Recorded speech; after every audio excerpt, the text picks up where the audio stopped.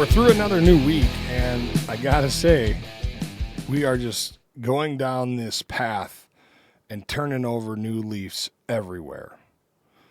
Good old Uncle Donnie is just leaving no stone unturned. We saw him in North Carolina. We saw him in L.A. He spoke to all these people overseas via teleconference, all these other stuff. The other thing we saw this week was the actual swearing in of Pete Hegseth. Now, a week or so ago, we had a conversation about his nomination hearing and how all these members of the Senate were trying to railroad him and get him to commit to these things or admit to things that weren't proven or he didn't do or weren't corroborated or whatever the case may be, which he didn't do. We did see the vote. The vice president had to come in and break the tie with his vote to get him confirmed. And so we got through all those hurdles, and now we have a new Secretary of Defense in Mr. Pete Hegseth. And so I was watching his acceptance speech after he was sworn in, and I got to say, you know, there's a lot of people that you can have conversations with and talk to about the guy, and it doesn't seem that for whatever reason that he's super popular. And so maybe folks are believing the hype about him and that he's an adulterer and he's a drunk and he's a piece of shit and all these things that they try to say about him. But I got to tell you, as a veteran and a person who wore the uniform for 19 years, almost 20 years, the words that are coming out of his mouth sure sound damn good. We're going to put the warrior first.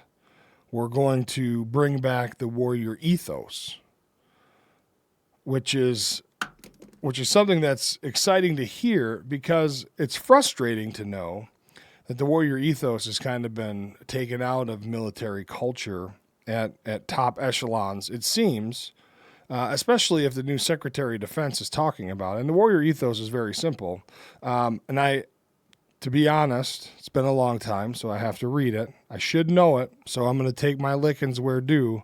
But it says this: I will always place the mission first.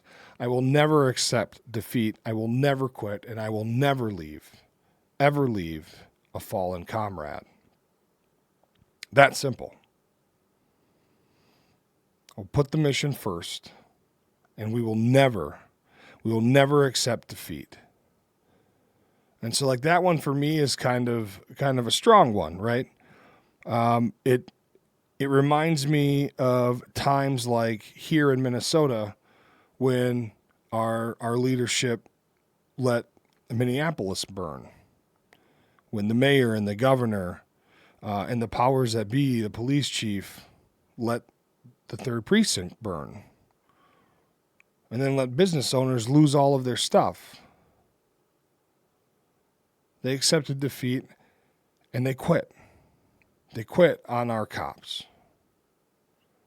They weren't leading using the warrior ethos. Our illustrious former president, Sleepy Joe Biden, quit. Our disastrous pullout of Afghanistan is signs of Joe Biden quitting, accepting defeat, and not, in my opinion, not placing the mission first.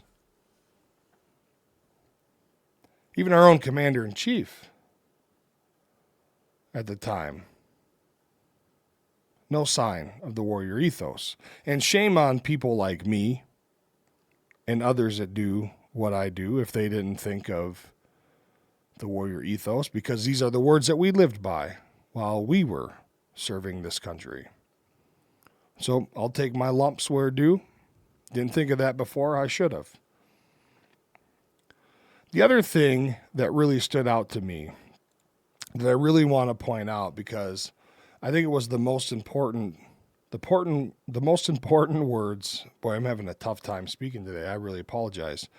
Some of the most important words that he spoke when he was accepting his and not even accepting, he was already sworn in, but the words that he gave after he put his hand on the Bible and swore an oath was that we are going to do everything that we can do to display peace and come to peace through strength.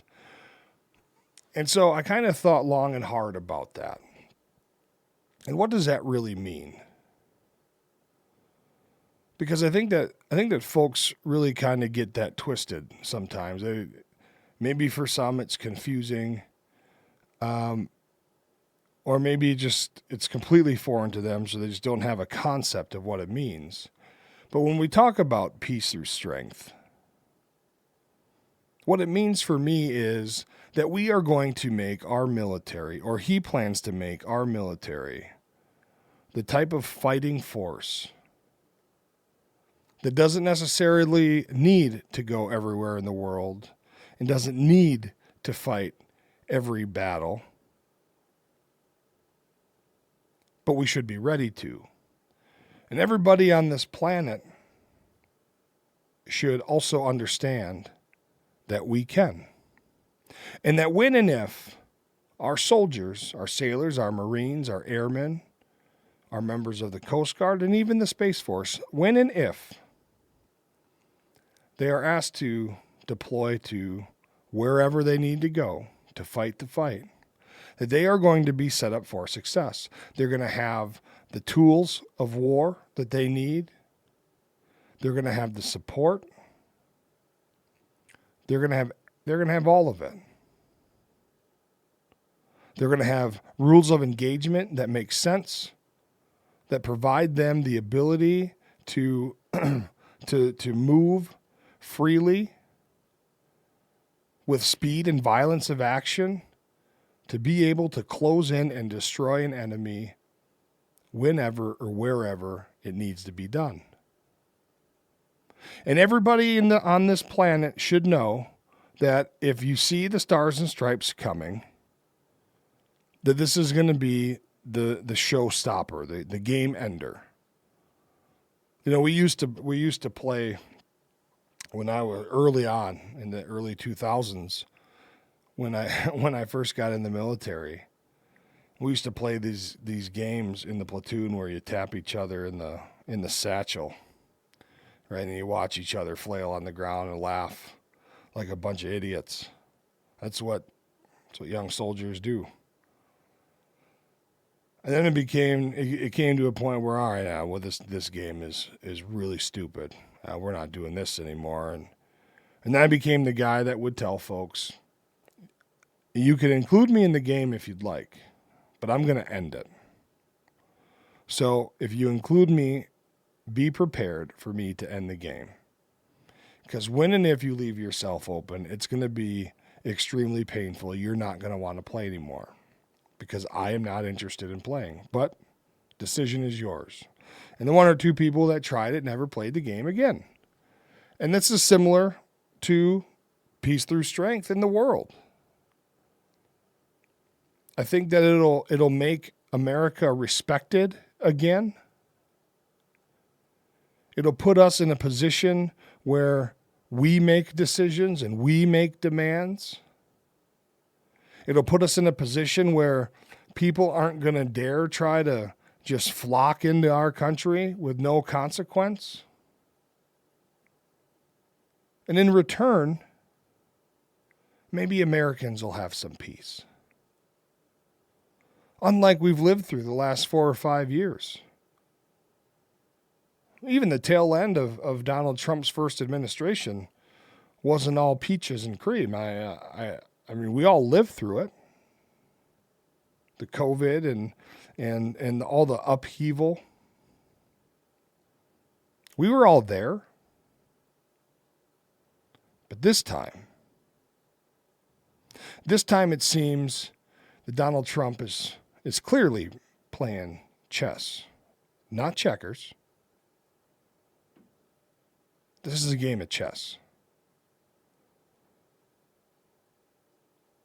And to think that the idea of our military roaming around not around the streets, but roaming around wherever it is they need to go, being the most respected soldiers on the planet, that's going to do a lot of good for us. Now, the challenge there is to get our military back in shape, to get our military to end this wokeness that has been cast upon it, to get soldiers back within standards. And I believe that we're on the way to that. But I think it's going to take a little bit of time. And part of the reason for that is that Pete Hegseth is going to get some pushback. There's people in places that don't want him to succeed. There's people that don't want to hear what he has to say and that are not going to want to partake and participate and do the things that he's going to ask and demand of them to do. So they're either going to leave, get fired, or they're going to play F-around games while they're walking through the halls of the Pentagon.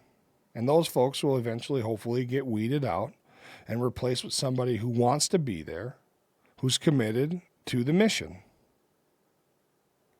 The warrior ethos will always put the mission first. And I believe that this whole thing doesn't really know or shouldn't know any kind of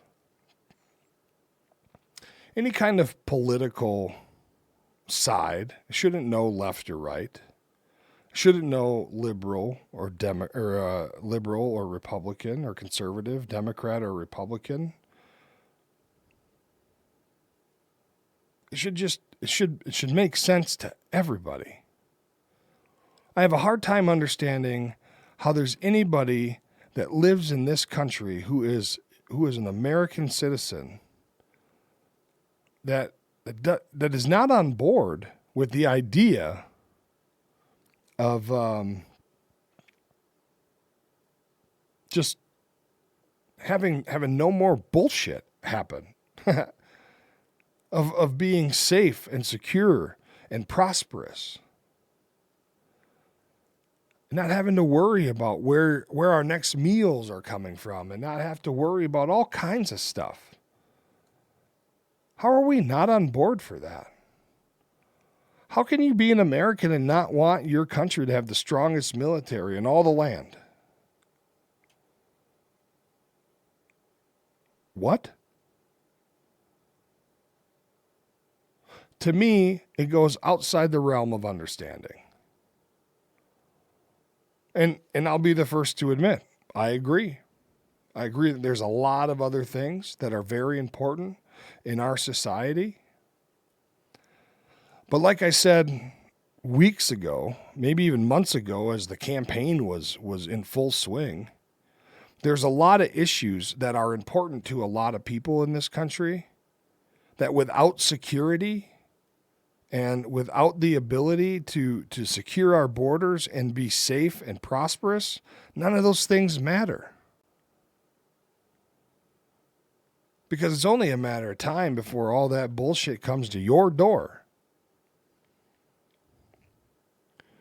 And if there's anything that can show you how some of that is true, just look at the folks who got let out of prison because they were praying outside of a Planned Parenthood or something like that and got arrested for protesting Planned Parenthood or abortion rules or whatever it was. I don't really know. I didn't pay attention to it all. I caught the tail end of it. But to me, it sounded like a bunch of bullshit. They weren't doing nothing to hurt nobody and they got put in prison? That's ridiculous. How can anybody think that that's okay? I mean, I understand we all have differences of opinion and we come from different backgrounds and and we have different wants and needs, and we all feel like there's different things that are more important than the other thing. I get that.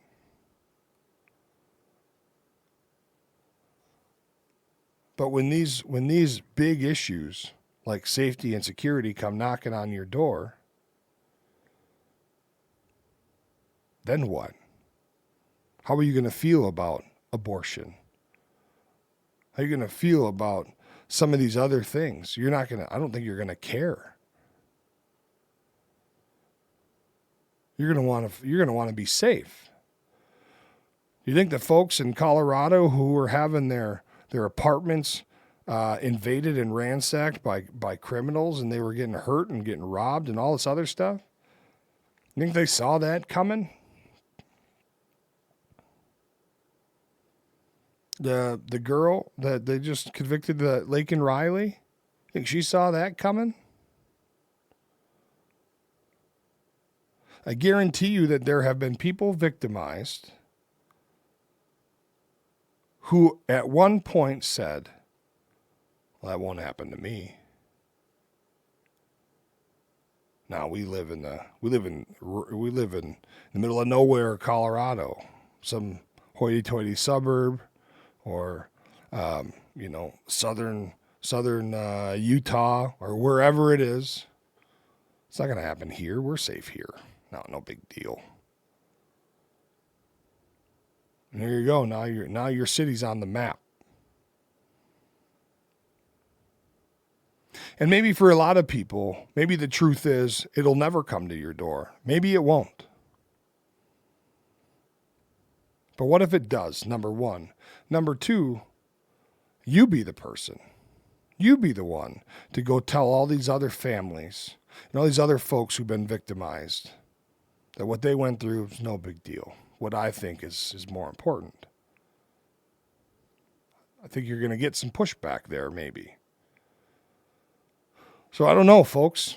We're here to talk about Pete Hegseth accepting his position and getting sworn in, and we're off on some tangent again. But this all goes back to this peace through strength deal.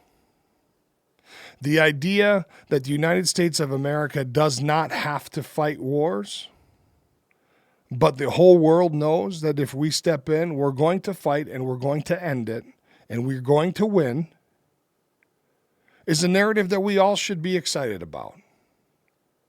And if you're not, you need to check your fucking priorities somewhere. If you're not excited about that, boy, it's a rough time in the city for you, I think.